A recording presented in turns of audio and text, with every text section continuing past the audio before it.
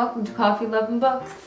Now, normally I'd get on here with a cup of piping cold coffee, and I'd talk to you about books and how much I'm enjoying them and how much I love them.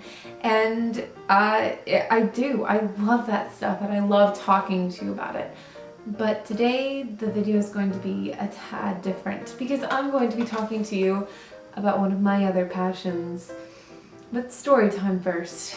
Now, a few months ago, I was walking along and I thought to myself, I'm missing something.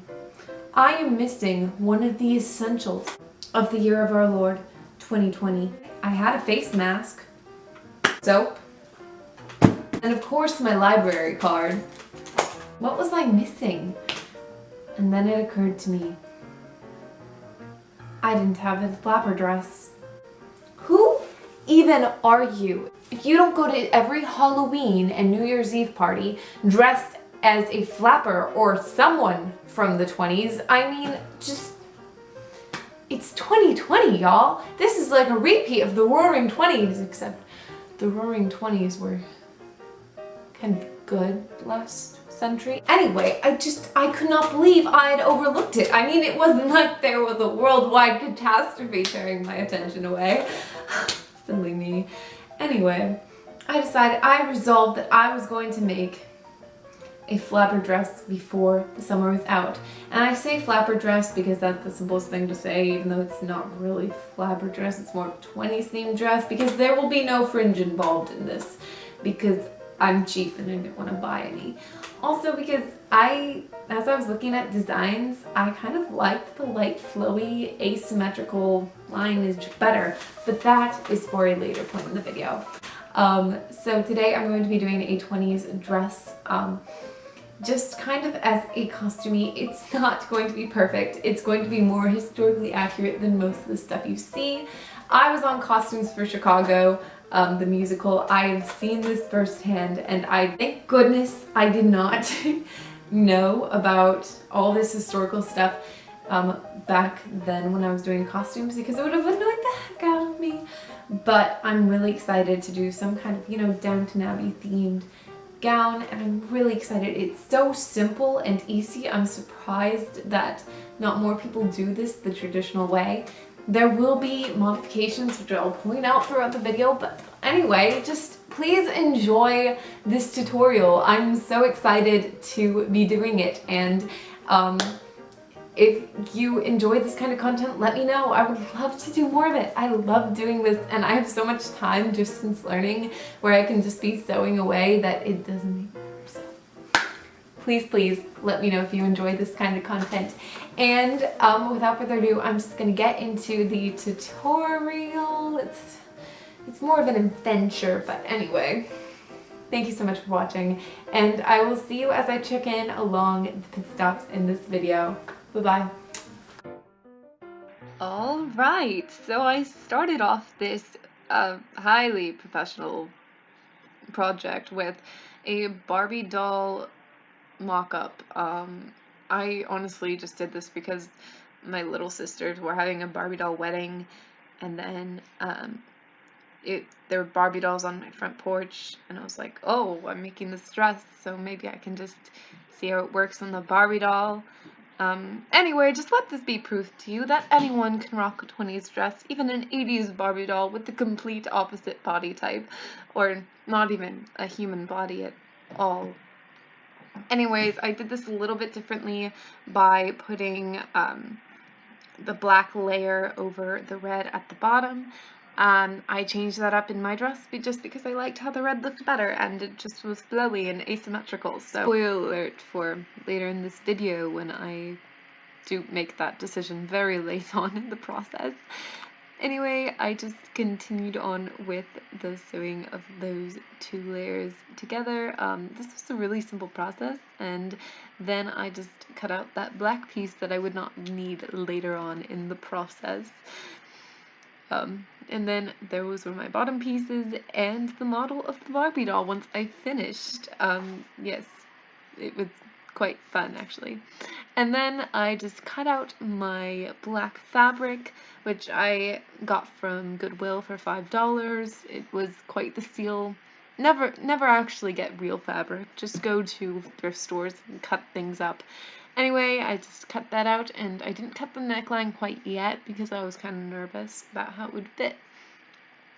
And then I just used that first piece to trace out the two back ones, and then I used a ruler to make a straight line down the center. Be warned, people, do not do as I did and cut a straight line down each side. Make sure you add extra fabric on each side for both pieces, actually, and just add a little bit extra so you have room for your arms, because mine ended up looking very odd. And then I just traced all of that onto my red fabric.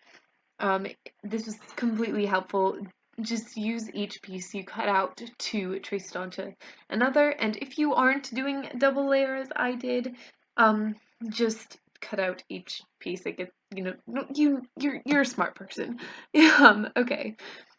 And I used chalk pastel to trace this because I was lazy and didn't want to use an actual, like, good thing for, like, fabric. Anyway, that's not important. It got everywhere. Like, everywhere. Okay, and then I draped it onto myself, and you can see this is from an extremely flattering angle, and I realized my sleeves were too far apart, so that was great. I'll show you how I tried to correct that later on, but it was quite the problem, so make sure you make your sleeves closer together than I made mine. Or just simply measure your shoulders. I definitely should have done that. Alright, and then I just played a little game of mix and match, and I put all my little bodice pieces together so that it wasn't a chaotic mess. And there's a beautiful picture of my finished product as far as that goes. And then I began the organizing task of sewing those two layers together on each bodice piece. I left the bottom part open for the entire thing because that was going to be covered by a skirt anyway, and I didn't bother. And then I made a friends with a praying mantis. Look at this praying mantis I found. It's so big. So I befriended that praying mantis. Actually, not really. I just photographed him. It was huge, and I got really excited, and I was also very bored in Latin, so that helped. And then this is how I did my neckline. I kind of just pinned the red fabric on top of the black, and I did it that way. I really was looking for excuses to show the red in this project because I just really liked it. But it was sheer, so I couldn't like make it the whole garment. Anyway, that's what I did for the back of the dress. I kind of like used this zigzag stitch to finish it off, and then I screwed up with the sleeves. Well, I screwed up early on. I screwed up. This is terrible lighting. So I screwed up, and I was not thinking, and I'm just realizing this now. I'm not even really sewing right now, but I just realized because I was watching Michaela Chores, and I was watching her make this Princess in the Pauper dress, and I realized that I did my sleeves very, very much wrong. And I'm trying to figure out how to fix that. I might fix it from the back, I might fix it from the front, but this is not going to work. I need to figure it out. Peace. Alrighty, so if you were wondering what the colossal screw up from the yesterday was, so the sleeves. I did not remember that I need room for my arm to go through. So I just cut it flat like this, and I realized that would look horrible, so I need to either move the sleeves or cut it super thin. And I'm not really loving the idea of cutting it thin, so I might just cut them and then re-sew them to the bodice. But then I feel like that'll screw up the neckline, so I don't know right now. So I'll keep you posted. Here's another shot of how I did my neckline. And here's footage of me pinning all these beautiful panels together. Honestly, I'm so proud of how this ended up. I the paneling part went without a hitch. I would totally suggest 3 panels for this project. And then, oh yes, this is me trying desperately to correct the sleeve situation by, oh, I didn't film any actual thing in that. Well, anyway, you can see me sewing something, and that would be me trying to correct the sleeves. Okay, now I am measuring out my skirt length with the red fabric. I had to make this way longer than the actual bodice. Please be alert of this. I ended up actually having to add another piece of fabric to this whole thing, and it didn't end up great. Also, I tried to do this thing where I didn't want it to meet in the back for some reason, and not just don't do it the way I did it. I mean, it ended up okay, but just don't do it that way. Anyway, I ruched that whole thing multiple times just so I would get it right, and then I sewed on that red panel. So I think it was about this point where I realized I really liked the red coming down from the black, and I have no idea if this is historically accurate, but I just really liked that whole look, and I decided I wasn't going to do an extra layer. And oh, also this is me doing the back. I was pinning it together, and this is me doing the thing to doing the thing. I'm being very specific, guys. Anyway, I used this black sash thing that I made to cover up the ugly pinning, sewing, ruching thing.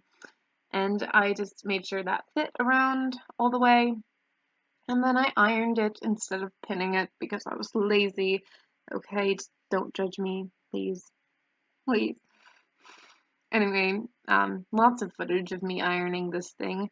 And then I sewed it with orange thread. People, I didn't have thread, okay?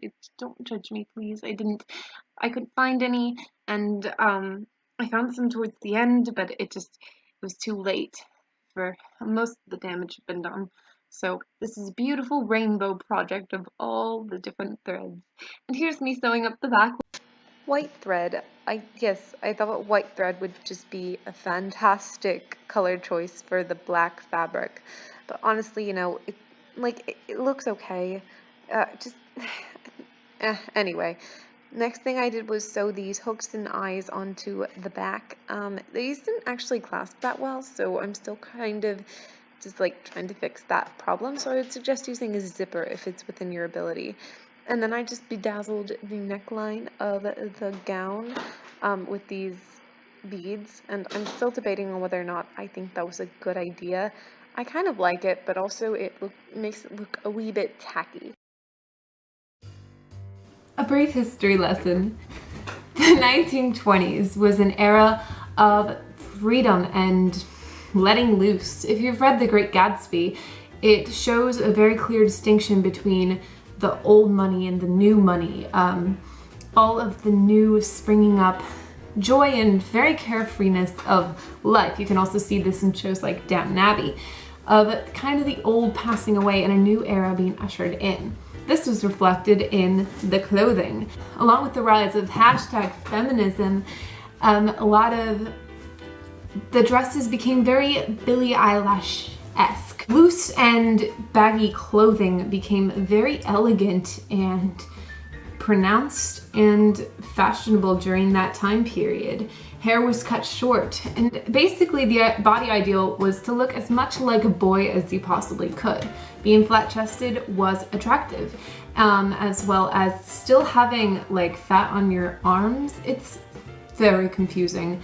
So as you see, nothing like Chicago, which is very much a sensualized version of the 20s. You see women actually seeking to find their freedom and feminismness through portraying themselves as more manly, which I think is incredibly interesting. And contrary to popular belief, corsets were still very much a regular garment in the 1920s, which I think, okay, I'm not going to start on corsets and how they've been stigmatized, but the corsets during that day and age were exactly functionally the same. They were made to make a woman's figure look more like the body ideal, in this case, making it flatter and more masculine. Anyway, I just geek out over these things, and maybe it'll help with any kind of learning experience as far as this dress goes. Alright, back to the tutorial. All right, and now on to the glam. So this was I was very out of my element for this. I'm not a big makeup artist person. Like, I can apply makeup to my face, but as far as being artistic with it and just making good choices or being any good at it, no, I leave that to the professionals. So I used Alina's video on how to do a 1920s makeup look. She put a lot of research into it and it showed, and I was so happy to get all the wonderful facts as well as learn how to paint my face. So a few interesting facts that I learned from Zelina's video were that actually 20s makeup trends were very dependent on Egyptian makeup and thus the dark eyes, dark eyeliner.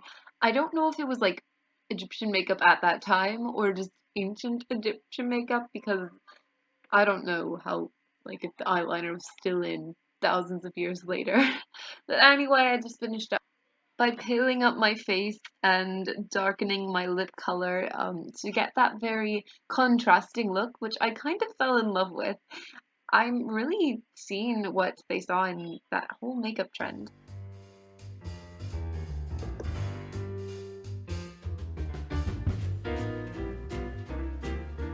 Like, in the middle of that makeup look, I was like, this is not gonna work out. But now that I hold the whole like pale face, dark lip thing going on, I can really, I get it. I do get it. Dang. And now on to the hair, which was a lot harder, and I wish I had done some things differently, but I'm going to do this look again for Halloween, so stay tuned for different ways to do this. So I have very uneven hair. I have so many baby hairs, it's unbelievable. So I just used that to my advantage in this case, where I just pulled most of my hair back into a bun and pulled forward the shorter strands and all that baby hair. Man, oh, there's so much. Oh my gosh. And I curled it. I wish I had done more of this. I was kind of in a hurry at this point because I tried to finish all of this in like one afternoon. But anyway, I tried to make that look very curled. I wish I had made the curls shorter, just kept them on the heat a little bit longer just to make it a lot shorter and look more like a bob, especially since these curls started to untangle after a little bit. And there is the completed makeup and hair look. Alright, and now for the Grund Reveal.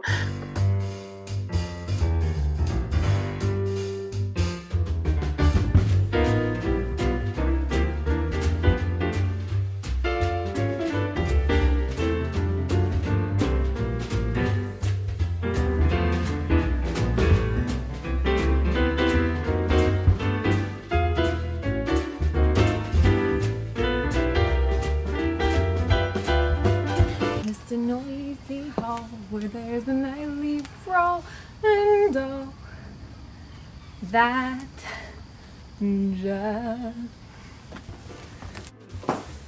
Oh my actual goodness, how fun was this? I loved this whole process.